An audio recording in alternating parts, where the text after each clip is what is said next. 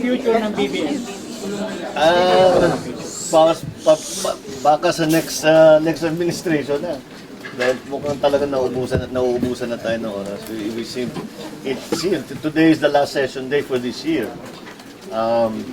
Siguro, we can reasonably expect na pag yung session sa Enero, yung short session sa Enero, hindi na tayo makakuha ng quorum sa House Representative.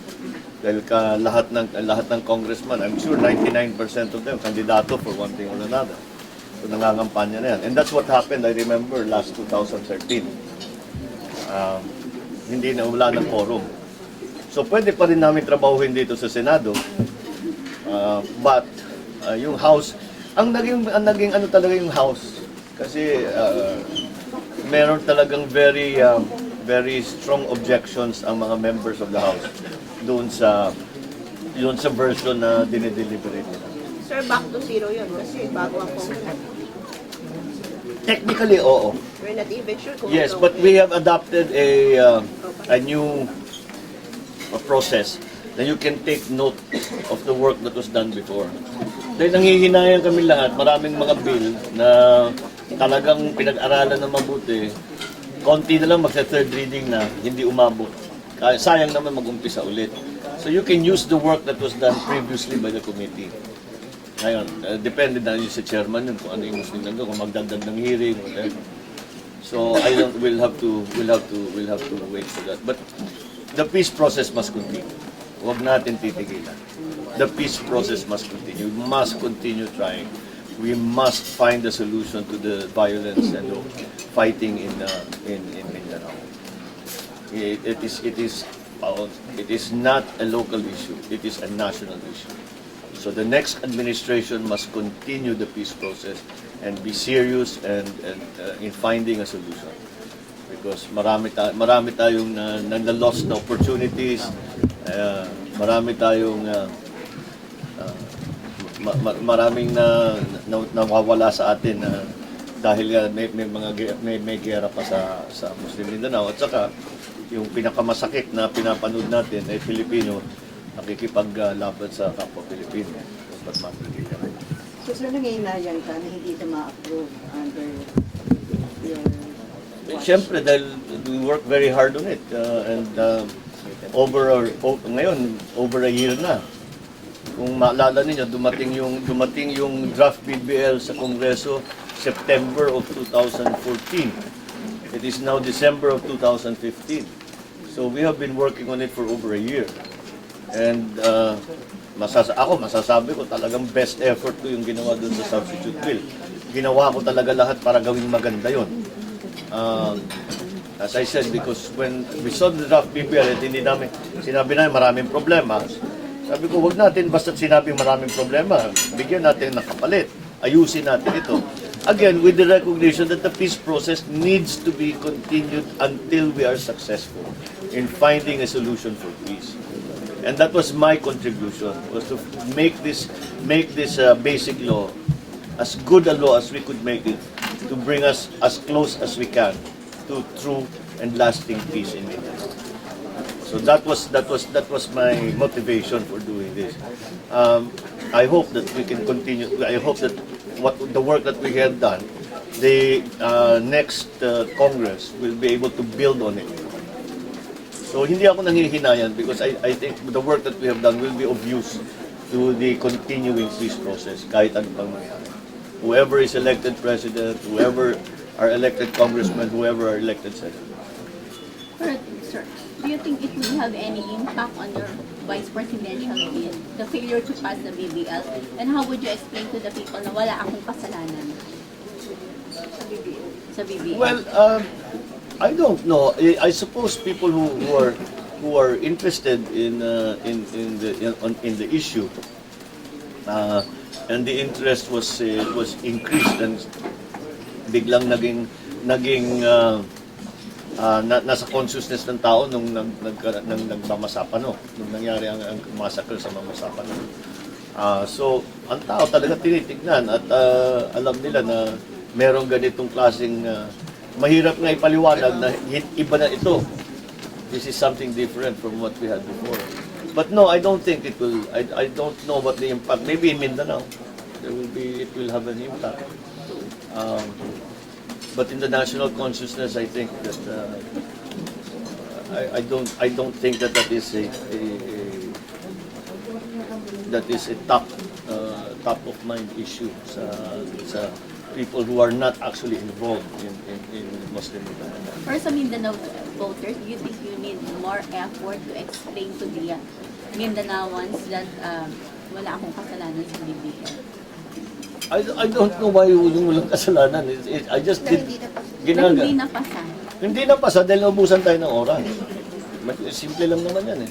Dahil hindi simple na bill ito, makomplikado na bill ito, marami kaming kailangan gawin para maging tama, maging maganda, para maging effective. So, that took time. And natapos kami, earlier this year already. So, we had very little time to. I don't feel that there is, that people hold, na sinasabi na may kasalanan ako, that we're the other. Meron siguro yung gusto maipasa na kagad, sinasabi dinedelay namin. Sabi ko, puntahan ninyo yung, hindi lang sa Senado, tuloy-tuloy ang interpolation, tuloy-tuloy ang ang proseso. So, I don't feel that we have neglected the deliberations on the basic law in Bangsamoro. Sir, can the Senate pass it next month? Probably not. There is the question now that has been raised by Senator Enrile that if it is a bill of local application, then kailangan antayin ang approved version ng House. Parang budget. So, yun ang naging diskusyon namin. So, kahit na mapunta na tayo sa pagbotohan, kailangan natin pag-aralan kung talagang bang kailangan antayin yung sa House. Alam naman natin sa House, medyo behind na ngayon sila sa process sa Senate. Ano sir, collective position niyo on that contention? On that contention, That it should come first from the House? It should well, be passed first? the rules are clear that any bill of local application needs to be transmitted, needs to be approved in the House and transmitted to the Senate before we can deliberate on it and then vote on it. Ganun talaga yun. So this is being treated as a local bill, even if certified by Malacanang? It is, because if it is a bill of national application, the plebiscite will become a national plebiscite. You cannot have one without the other. So pag sinasabing national application, pwede yan, dyan lang kayo. Parang cityhood. Yung city lang mag-plebisito. Mag-HUC. Yung LGU lang ang mag-plebisito. Pero pag sinabing national application, yung plebisito has to be conducted nationally. So will that nullify the deliberations ongoing now? Deliberations of... The debates during Well, the decision, the collective decision that we came to was that the question is not whether or not we can deliberate on it. The question is whether or not we can vote on it. So, pag umabot na tayo dun sa stage na yon, now we have to vote on it. Kailangan talaga namin pag-usapan na mabuti. Ano ba talaga ang status nito? Kung talagang local bill ito, aantayin natin yung because as was explained during the interpellation of Senator Enrile, we had a short discussion with the Senate President, and sabi niya parang budget ito. Kahit hindi pa tapos sa House, pwede na natin pag-usapan. Pero hindi natin pwedeng iboto hanggang hawak na natin, na-transmit na yung approved version ng House. So baka ganun din ito. But we haven't discussed it fully. Sabi nila, let us defer that discussion until it's time to vote. Yun ang more or less yung naging position ng Senado. Senator, hindi kayo maging rescue yung Bangsamoro people. Which, that is one of the fundamental mistakes of this. Which of the Bangsamoro people are you talking about? I'm sure some of them will. but some of them have not been supportive of the BBL. So if you use the definition that is in the basic law now, kailangan tingnan mo kung sino pinag-uusapan mo. Pag sinabi mong Bangsamoro, sino tinutukoy mo? Are you talking about the MNLF? Are you talking about the MILF? Are you talking about the Tausug? Are you talking about the Maguindanao, the Maranao? Iba-iba sila eh. They have different opinions. Are you talking about the Sultanate of Sulu? Are you talking... Yun ang naging problema eh. Dahil hindi natin ginawa yung differentiation na yun. Hindi naman pare-pareho ang kanilang gusto. Pero are you aware na pwedeng gamitin ito ng mga kalaban pagka hindi napasaw na ito? Kasi kandidato kayo ngayon, particularly sa Mindanao. Paano nyo didepende nyo? I have nothing to defend against. I did my work. We ran out of time. There's no... yung mga nagsasabing that we were not supportive, paulit-ulit ko nga sinasabi, kung gusto namin patayin yung basic law na yan, hindi namin ginalaw. Pag napasa na yan, ma-question sa Supreme Court, clearly unconstitutional eh. Kung gusto namin patayin yan, ganun namin gagawin. Pero hindi, importante ang peace process eh. Kailangan talagang trabaho, hindi natin pwedeng pabayaan. At hindi natin pwedeng pabayaan na ganyan na lang status quo na may labanan sa South, na may ganitong klaseng problema. Hindi maaring basta pabayaan. That's why we had to do something. We have to continue push the peace process forward. And up to now, whatever happens to the basic law, we still have to continue the peace process. Wag natin isipin na dahil hindi natapos yung basic law sa ngayon, tapos ng usapan dyan. Hindi. Isang bahagi lang ito. It's just a part. Sir, yung sa Senate deliberations, you said that 4th page pa lang yung kay Senator Enrile about ang campaign. So you really don't think it will make it before, well, latest is June 2016, right? Hindi kakayanin na talaga sa Senate. Well, again, we have bilangin natin ang session days for this year. Tapos na tayo today.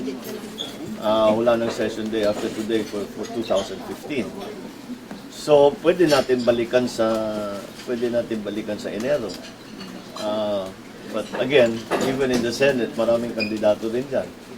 So, marami dyan will be campaigning, myself included. So, mahirap talaga. We are really running out of time. Senator, just to follow through, dun sa version ninyo, did you clearly define who are the Bangsamoro people who will benefit out of all this? You see, that's another problem that we have had.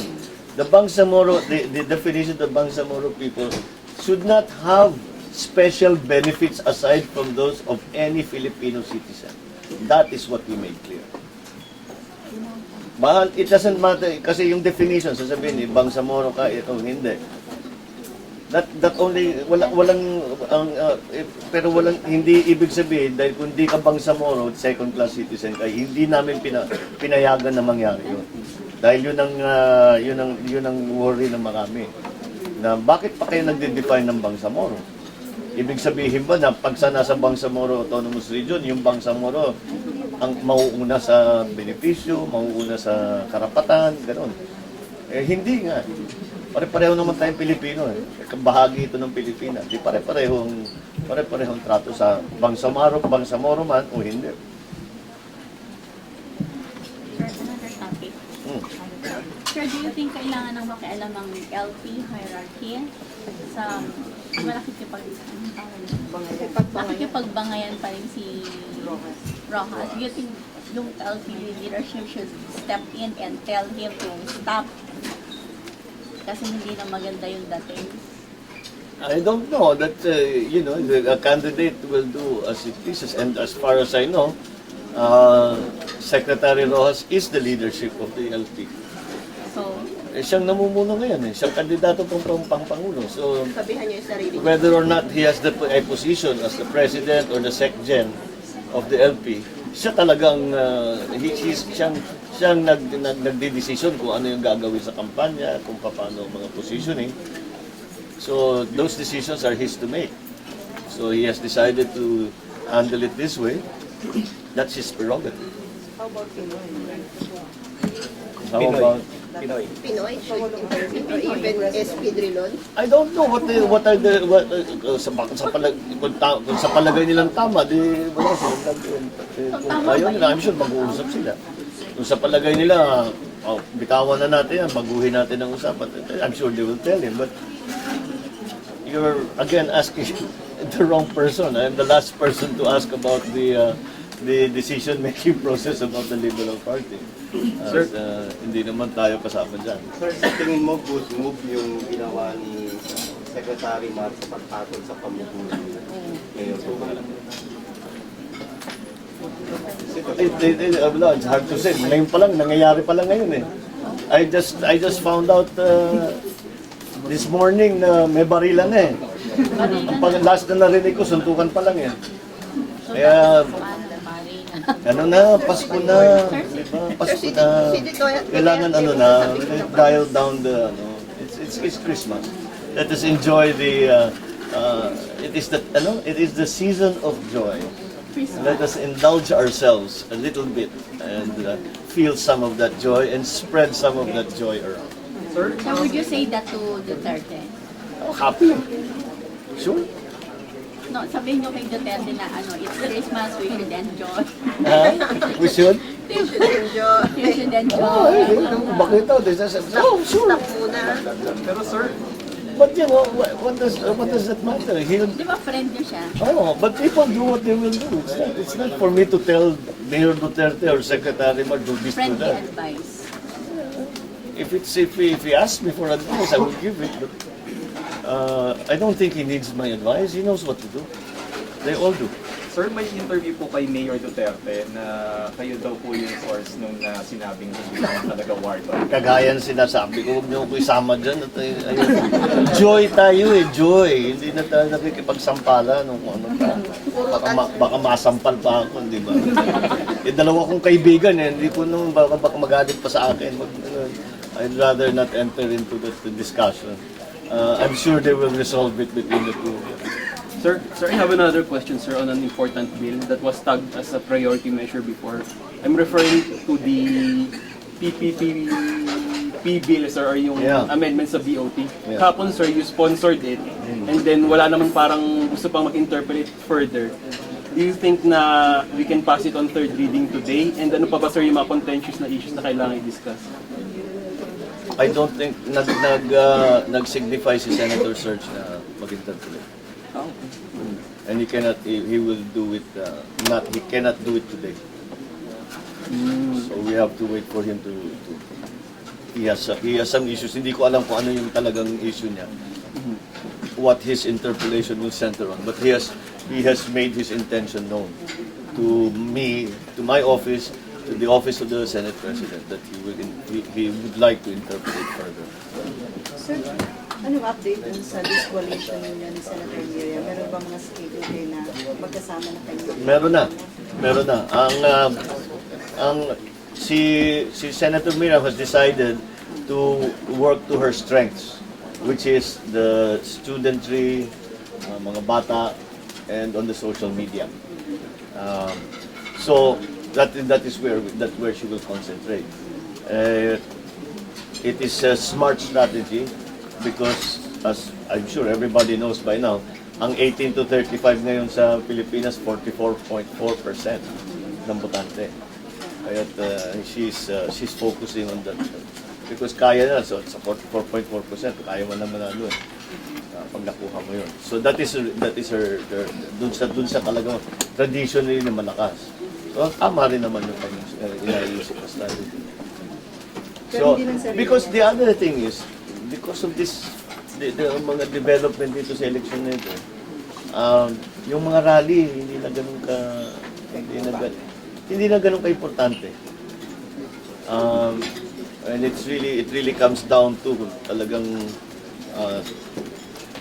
going down to the grassroots level. And then of course, advertising, naging very important ang advertising. Sir, kailan makikita ng tao na magkasama kayo ni Senator Lino? Pag na-finalize na yung aming basically ang offer niya sa akin is that she will hand me her schedule and it's up to me kung kailan akong gusto sumama. So namin pala kami ngayon. So kung magpo-focus siya sa social media, hindi lang sarili niya, basta isasama niya kayo. I hope so. Dahil sa social media, ang lakas ni Sen Miriam. Oh. Very, very popular siya. Parang solo lang. So parang so, Well, everybody's conducting their own campaign. Wala siyang baby. As I said, yun ang inaano niya. Yun ang pinofocus niya. Pero ikaw, sir, ano yung focus mo? Oh, ikaw, sir. Kasi Ako,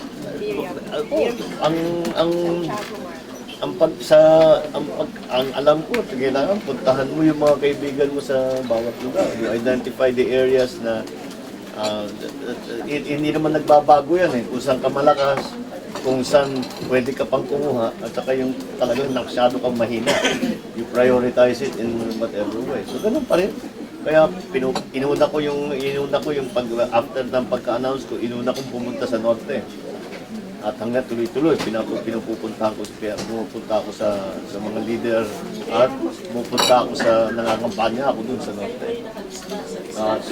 But then there are other areas also na gumaganda naman. So, I suppose more traditional yung aking approach sa kampanya. Sir, sa Mindanao, hindi ba kayo worried na kasi imbis na ikaw, si Senator Alan ang kinuha ni Mayor Duterte, baka maapektuhan yung mga boto niya? Yeah. Well, I'm sure may effect yun para kay Senator Alan. Pero beyond that, tuloy pa rin ang kampanya. Wala tayong magagawa. Kung ganun ang naging desisyon ni Mayor Duterte, kinuha niya si Senator Alan, then I'm sure it will help him. But despite that, we cannot just, hindi naman basta sasabihin na, give na yan. Kailangan puntahan pa rin natin yung kampanya niya. Paano niyo i-sustain? Paano niyo pa i-sustain Alin? yung mga boto sa Mindanao? Yung campaign for you to favor you? Ganun pa rin naman because the leadership is still very, sa leadership, marami pa naman tayong kaibigan diyan. People that we have worked with, people who I have helped and who have helped me. So meron na kaming pinagsamahan noon. So we'll go back to them and ask again for their help and for their advice kung ano yung kailangan gawin. The newest feature of this campaign is the importance of the social media. So that's an element. But the rest of it is still the same. You have to talk to people. You have to gain their support. You have to organize. You have to explain your position on certain issues. Ganun pa rin, hindi May naman hashtag na kayo, sir, hashtag. Hashtag Miriam Bo. Sir, meron na kayo Malapit na, meron. senatorial lineup. Meron, pero they've chosen, the Senator Mia has chosen not yet to announce. We have not completed it, but maybe it's not necessary. Hindi naman kailangan gawing 12. Sa ngayon, nasa 10 pa lang kami. But I think, parang hindi kailangan na gawing 12. But baka sabihin ni Sen Miriam, then I will leave it to her when she decides to announce dahil siyang head ng aming ticket. So it's up to we leave it to her to announce that. Sir, sa pag-iikot nyo, and especially in Mindanao, do you get the sentiment that you got support because of the substitute bill to the PDL? Like, did that boost your candidacy? I think people appreciate the fact na talagang we worked on it sincerely and honestly and really try to do the best job that we can. So, in that regard, nakakuha ka tayo ng suporta, hindi lamang sa Mindanao, kundi sa buong Pilipinas. Dahil marami nagsasabi, na-appreciate namin yung ginawa mo sa basic law. So, nakakatulong yun. Hindi nga, kagaya nga, kasi hindi na local issue, national issue na. So, hindi lamang sa Mindanao, kundi everywhere. And to follow up, sir, kasi si Mayor Duterte thinks that federalism is the solution, not the PDL. What's your stand on federalism? Federalism, I think, is a form of government that we should study. and listen to the proposals that we should change our system to that. Of course, that's umpisa pa lang na sa usapan yan. Pero paano nyo gagawin? Napupunta tayo sa usapan ng constitutional amendment. So isa pang naging, that is a central issue to the whole talk of federalism.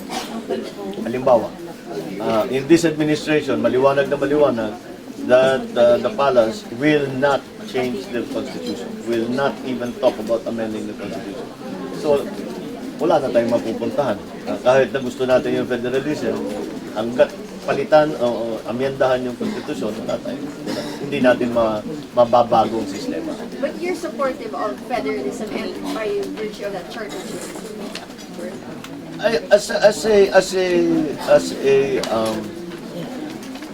As a political theory, as a political system rather, I think it has its merits. And I think that it is at least, at the very least, dapat natin tignan ng mabuti kung babagay sa atin. But, you know, as they say, God is in the details. How will we do it? How will we do it? How do we transform our present system into a federalized system? We can do it well or we can do it badly. So there's kailangan matignan talaga kung ano yung proposal doon. Kasi kahit na mag-agree tayo in theory, how do you apply it? How do you implement it? Yun palagay ko magiging mas mahirap na tanong. One of the biggest turn-offs to investors yung mataas ng cost of electricity. Should you become Vice President, will you propose or recommend the activation of the Bataan nuclear power plant? I don't know if it is still practical to you know, the Bataan nuclear power plant is not a standalone power plant. Most people do not know that Sierra Lakes Caliraya was created to support the Bataan nuclear power plant. Kasi ang nuclear plant hindi pwedeng patayin. So kung walang demand, ang plano noon is bobomba ng tubig paakyat. Parang storage doon. Pagka mataas ang demand, magbababa, may hydro tayo, doon tayo kukuha ng extra power. So, ganun parang baterya. Ganun parang baterya. Kaya pa ba natin gawin yon? Does the Sierra Lake system in Caliraya, is it still possible to be used that way? Tapos may mga technical questions kung pwede pang, kung wala na yung fuel na pag pinagbili na yung fuel ng Bataan Nuclear Power Plant. But sana makahanap tayo ng paraan na kahit papano na magamit naman yan, nagbabayad pa tayo. We should really try to find some use for it. But even now, even if you put the Bataan Nuclear Power Plant, kulang na 600 plus megawatts ang Bataan Nuclear Power Plant. Ang shortfall natin is more than that. Okay? One more.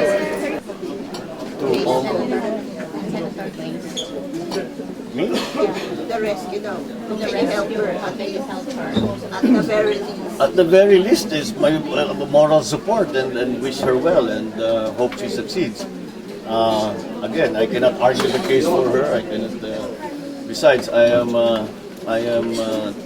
too preoccupied, too busy with our own concerns. So I'm sure she has people who can take care of it who are much better qualified than I am. Sir, are you talking as a colleague or as a brother?